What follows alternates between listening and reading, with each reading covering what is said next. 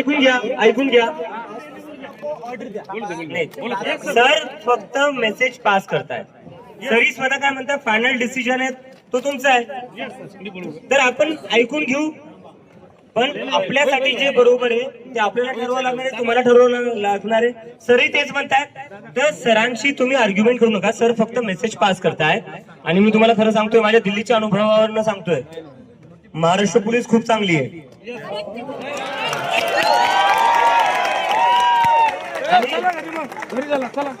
Sir बोलले ना आता 2 मिनिटं तुम्ही अहो सर माझं म्हणणं काय हे पोरं सकाळपासून बसलेले इथं, हे पोरं सकाळपासून बसलेले. म्हणणं काय ते काय एक मिनिटं, मी काय बोलतोय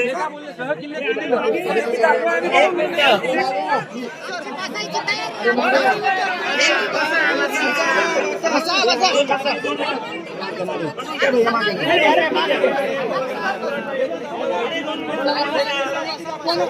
ऐका सकाळपासून 1 मिनिट, सकाळपासून मुलं इथं बसलेले, हे बाहेरून येऊन गोंधळ चालणार इथं. चालू आहे तुमचं आंदोलन. सगळे स्टुडंट्स इथं सकाळपासून नाही स्टुडंट्स जे म्हणतील ते होईल. स्टुडंट्स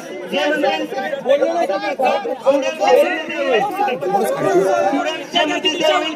बाहेरून येऊन गोंधळ घालू नये.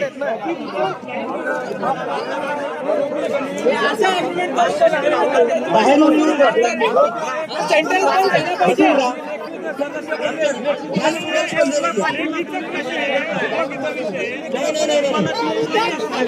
सगळे स्टुडंट खाली बसा.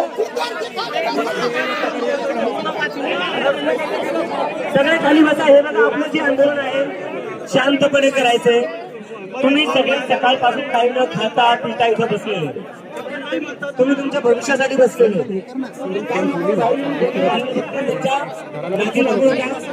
पोलिसांनी सहकार्य केले सकाळपासून, त्यांनी सहकार्य केले.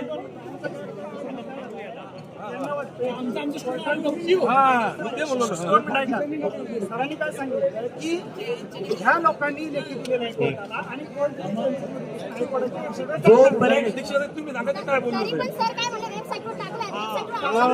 जोपर्यंत वेबसाईटवर येणार नाही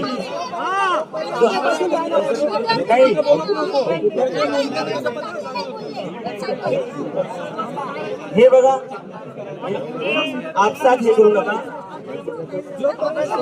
शांतपणे आंदोलन चालवायचंय. आणि जोपर्यंत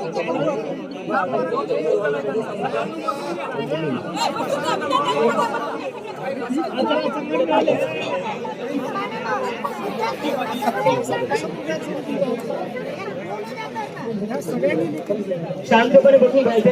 सगळे सकाळपासून बसलेले इथे बसलेले, काही न खाता पिता बसले, तुमच्या भविष्यासाठी बसले, तुमच्या शिक्षणासाठी बसलेले.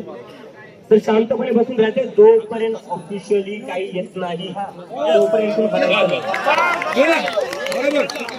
आणि जंतर मंतर माझं घर नव्हतं. जंतर मंतरला मी कोणाला ओळखत नव्हतो. तरी 35 दिवस बसून राहिलो होतो. हे माझं घर आहे.